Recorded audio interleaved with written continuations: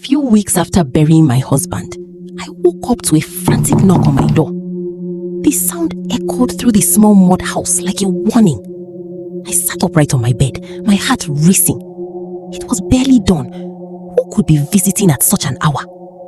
I wrapped a scarf around my head and hurried to the door. Standing outside was Mama Ngozi, the elderly woman who sold vegetables near the village cemetery. Her face was pale. Her hands trembled. "Amara," she whispered, "you need to come with me." Fear gripped my chest. "What happened?" She looked around nervously before speaking. "It's your husband's grave." My stomach tightened. Without another word, I followed her.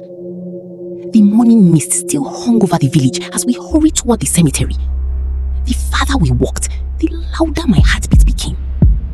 Nothing could have prepared me for what I saw. The soil covering Emeka's grave had been disturbed. Fresh earth was scattered everywhere. The wooden cross placed at the head of the grave lay on the ground. And leading away from the grave were footprints. Fresh footprints. I froze. My blood turned cold. 3 weeks earlier, I had buried my husband with my own hands. Now, someone had been digging around his grave. Who would do this? I whispered. Mama Ngozi shook her head. I don't know, but this is the third morning I've seen it. I stared at her. The third morning? She nodded. I didn't tell you because I thought it might be animals. But this, she pointed to the footprints. This is no animal. A chill ran through my body. Something was terribly wrong. Before his death, Emeka had been one of the most respected men in Umuaka village. He was a teacher, a kind man, the sort of person who spent his evenings helping children with their schoolwork. Everyone loved him. Or so I thought. His death had come suddenly. The police called it a tragic accident. A truck had struck his motorcycle on a lonely road outside the village. The driver disappeared. The case went cold. And just like that, my husband was gone. I was still trying to accept that reality. Now, his grave was being disturbed. Every morning. The news spread through the village before noon. By evening, everyone was talking about it. Some said Emeka's spirit was restless. Others claimed dark forces were at work. Children avoided the cemetery. Even adults refused to pass near it after sunset. But I wasn't interested in rumors. I wanted answers.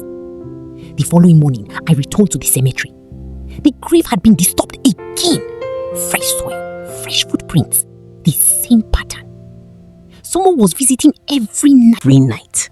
Someone searching for something. But what? And why? I spent hours studying the area. That was when I noticed something unusual. The footprints always seemed to lead toward the forest behind the cemetery. The same direction, every single time. Whoever was doing this knew exactly where they were going. This wasn't random. It was deliberate. That night, I couldn't sleep. I kept replaying everything in my mind. Then I remembered something. A few weeks before his death, Emeka had started acting differently. He often returned home late. Sometimes he looked worried, distracted. Whenever I asked what was wrong, he would simply smile. "Don't worry, Amara." Those had been his favorite words.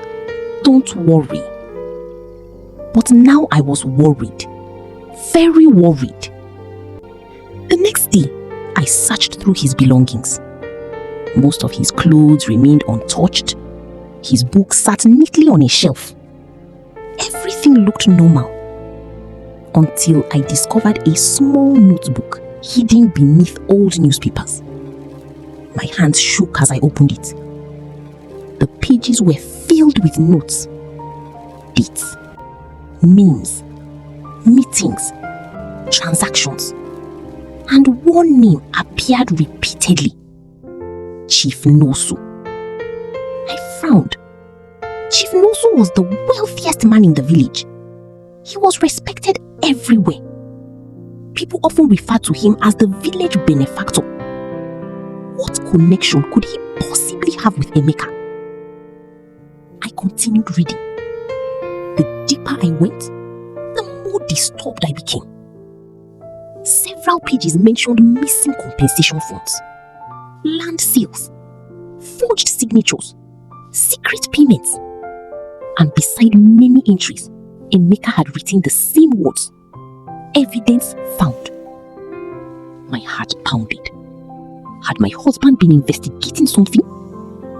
Suddenly, his strange behavior before his death made sense.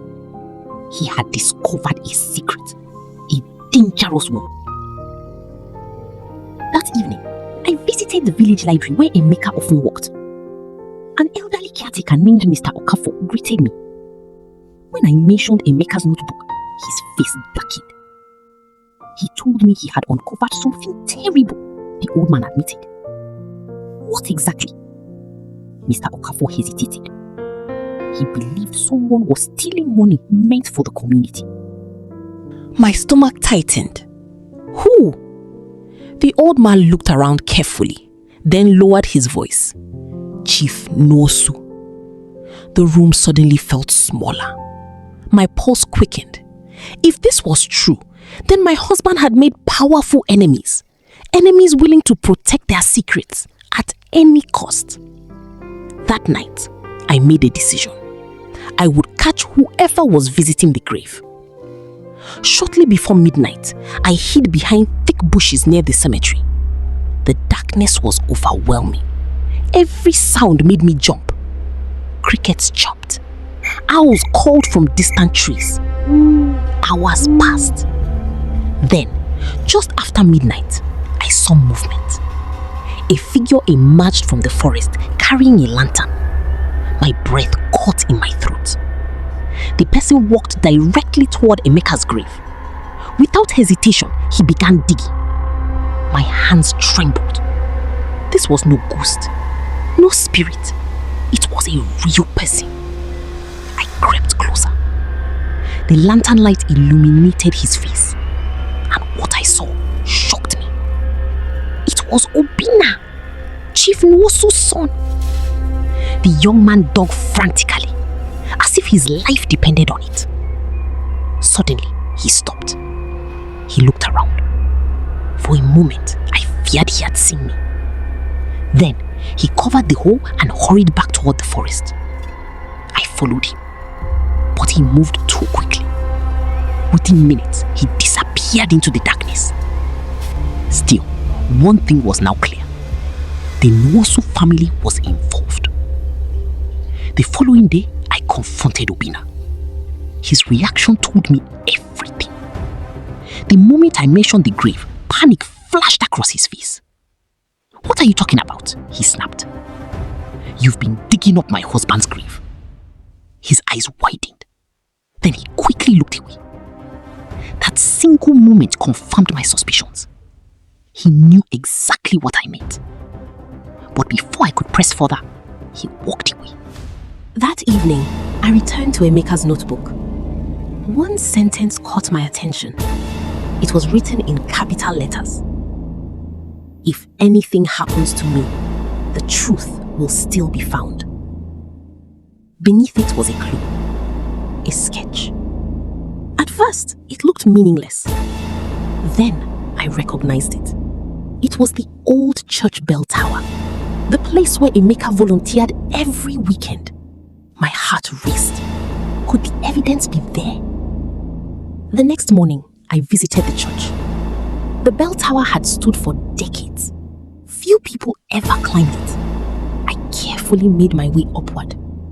Dust covered everything. Spider webs hung from the wooden beams. For several minutes, I found nothing. Then I noticed a loose wooden panel. My breath caught. I pulled it aside. Behind it was a metal box. And inside the box was exactly what Emeka had hidden. Documents, photographs, land records, bank transfers, everything. Enough evidence to expose a massive fraud scheme.